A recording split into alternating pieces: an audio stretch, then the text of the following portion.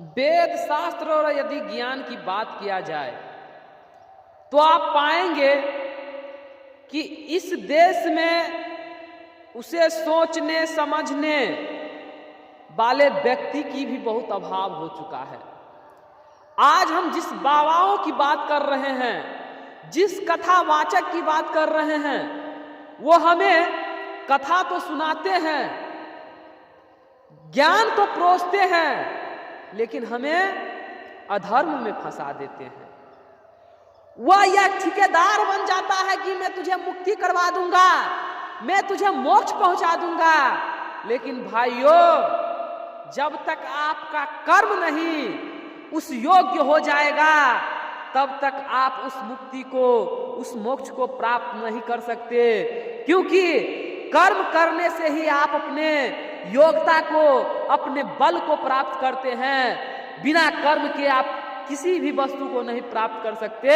और ये कथावाचक बड़े बड़े ऐसी कूलर में बैठ करके बड़े बड़े रुपया पैसा को कमाते हैं, ना कि आपको मुक्ति के मार्ग पे पहुंचाते हैं। यह सोचने और समझने की समय है, क्योंकि जब तक हम अधर्म में पड़े रहेंगे, हम कर्म नहीं करते हैं। इसीलिए हमें कथावाचक व किसी बाबा को आवश्यकता पड़ता है, कहीं पे धर्म की बात सुनने का आवश्यकता पड़ता है। जब आप स्वयं कर्म करने लग जाओगे तो आपके भीतर से जो धर्म निकलेगा, जो शब्द निकलेगा, जो ऊर्जा निकलेगा, वो आपका संपत्ति होगा, आपको मुक्ति तक पहुंचाने वाला होगा, आपको मोक्ष दिलाने वाला होगा। लेकिन आप जब तक कुकर्म में फंसे रहेंगे, जब तक अधर्म करने रहेंगे, तो यहाँ का बाबा क्या, कथावाचक क्या, आपको भगवान भी मुक्ति नहीं दिला सकता। क्योंकि आप ही वह बन सकते हो जो आप बनना चाहते हो, आप ही वह कर सकते हो जो आप करना चाहते हो।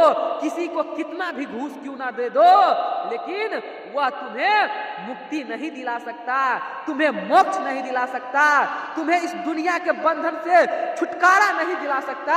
उसके लिए तुम्हें ही चलना पड़ेगा, तुम्हें ही प्राप्त करना होगा। और यह सब जो होता है ना, निस्वार्थ भाव से किया हुआ कर्म का फल जो पुण्य मिलता है, उस पुण्य के द्वारा ही लोग अच्छे अच्छे विचार उत्पन्न करते हैं, अच्छे अच्छे भाव को उत्पन्न करते हैं। और जब अच्छा भाव, अच्छा विचार प्रकट होने लग जाता है, तो समझो कि परमपिता परमात्मा की कृपा आप पे बरस रहा है। और वही आपका वो ऊर्जा है, वही आपका वह तेज है, जिसके बल पे आप किसी से भी कोई मुकाबला कर सकते हैं, किसी को भी उसके लिए आप चैलेंज कर सकते हैं कि ये मेरा ताकत है, ये मेरा बल है, ये मेरा ऊर्जा है, और मैं इसके बल पर उस चीज को प्राप्त कर सकता हूं। किसी के चक्कर में पड़ने की आपको आवश्यकता नहीं रह जाता है। लेकिन आप जब कुकर्म में फंसोगे, आप जब अधर्म करोगे, तो अपने आप पे नहीं विश्वास कर पाओगे कि मैं क्या कर सकता हूं, मुझसे क्या होने वाला है। और ऐसे ही चिंता, ऐसे ही नफरत, ऐसे ही द्वेष, ऐसे ही गंदे विचार में पड़े रह जाएंगे। और आप अपना सदा तो कल्याण करेंगे ही, लेकिन इस देश, इस राष्ट्र की जो अच्छी व्यवस्था है, उसको भी आप नष्ट करेंगे।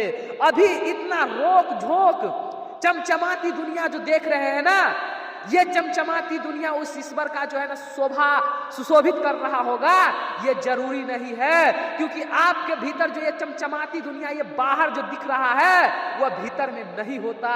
क्योंकि भीतर में आपके दुर्गुण, दुर्व्यसन और ना जाने क्या क्या भरे होते हैं। इसके बल पे तो ईश्वर, ये सोचिए ना जरा, हम जहां पे रहते हैं वहां का आबो हवा, ये जो हवा होता है, ये जो ऊर्जा होता है, ये जो तेज होता है, जो प्रताप होता है, उसे हम प्रभावित करते हैं। और उसी के प्रभाव के कारण हम कुछ कर पाते हैं, कुछ बोल पाते हैं। और जब आप अपने कर्मों से अपने भीतर की इस आबो हवा को खराब कर देते हैं, अपने अच्छे विचार को नष्ट कर देते हैं और बुरे विचार में फंस जाते हैं, तो क्या आपका उद्धार होगा, क्या आपका कल्याण होगा? ये सोचिए। इस दुनिया में फंसने की आपकी आवश्यकता इसलिए नहीं है क्योंकि आप यहाँ पे पले हैं, बढ़े हैं। जरा सोचिए आप आए कहाँ से हैं और आपको जाना कहाँ है। उस परमात्मा का कृपा क्या है, उसकी कृपा को इंतजार कीजिए, उसकी दया को जो है ना अपने आप में भरोसा कीजिए। वो एक ना एक दिन आपको अच्छे बात सिखा करके ही रहेंगे, अच्छे मार्ग दे करके ही रहेंगे। उससे पहले आप गलत मार्ग को ना अपना ले, क्योंकि गलत मार्ग को अपनाने वाला व्यक्ति कभी उससे मुक्त नहीं पाता। तो इस जीवन से क्या मुक्ति पाएंगे, उसकी राह पर कैसे चल पाएंगे, ये सोचने की बात है।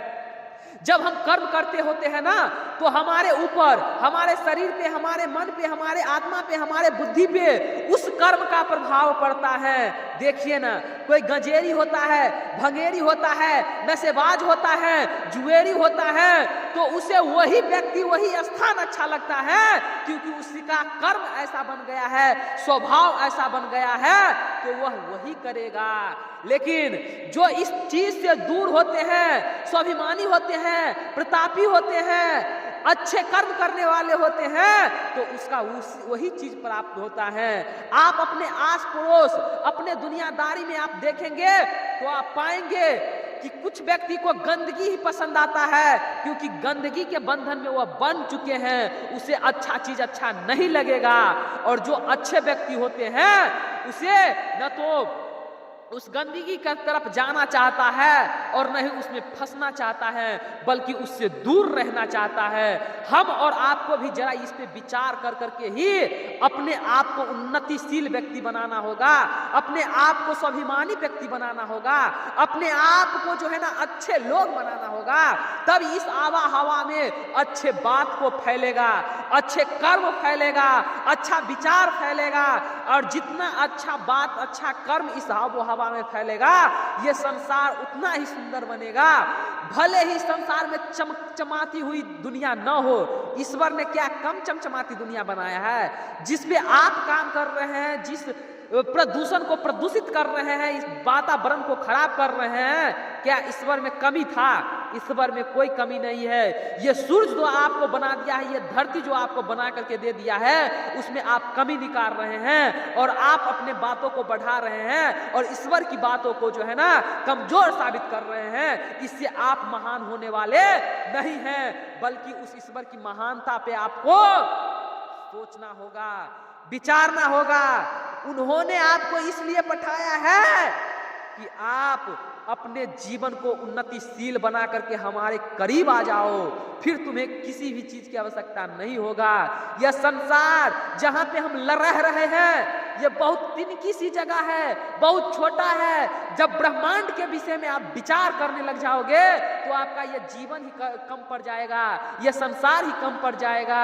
ब्रह्मांड इतना बड़ा है, दुनिया इतना बड़ा है, आप तो कोई एक देश विदेश में जाकर के कहते हो यहाँ का चीज अच्छा है, यहाँ का चीज अच्छा है, तो सोचिए ब्रह्मांड कितना अच्छा होगा, वह घर कितना अच्छा होगा, जहां पे नहीं तो खाना पड़ता होगा, नहीं पीना पड़ता होगा, नहीं सोना पड़ता होगा, नहीं करना पड़ता होगा, और वह परमपिता परमात्मा के आनंद में ही आनंद रहता होगा। यह कितना सुंदर होगा।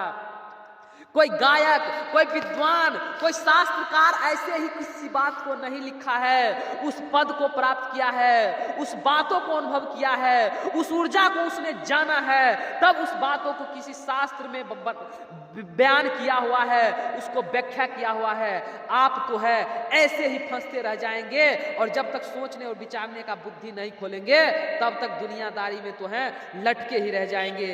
विचारिए, सोचिए, समझिए और सच्चे मार्ग को अपनाइए। अभी के लिए इतना ही। धन्यवाद।